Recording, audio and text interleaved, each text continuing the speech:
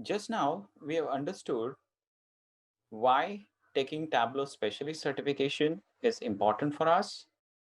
In the second part, let's understand the exam syllabus, system requirement and setup, few important FAQs, and also how to register for an actual exam.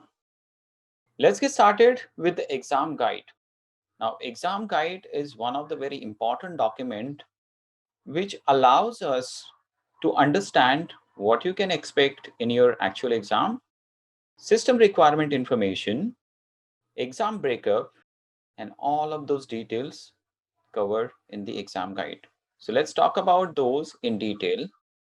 Each of a Tableau desktop or server examination has its own exam guide. And I'm going to attach this under resources. So just have a look or just search for Tableau Specialist Exam Guide. So for this certification exam, there is no expiration. It does not expire. That's one of the very important feature that we have with Tableau Specialist exam. From Tableau, it is recommended to cover Desktop 1 Fundamentals classroom course. And the outline of the course we will see in a minute. Some of the additional resources, we will talk about this in a greater detail in coming video. Exam format. Now, exam format is very simple and easy if we compare with the other certification exams. You just have 60 minutes. The question format can be multiple choice, multiple response, and also hands-on.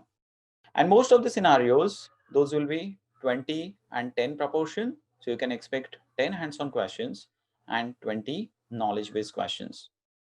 So scoring will be automatic.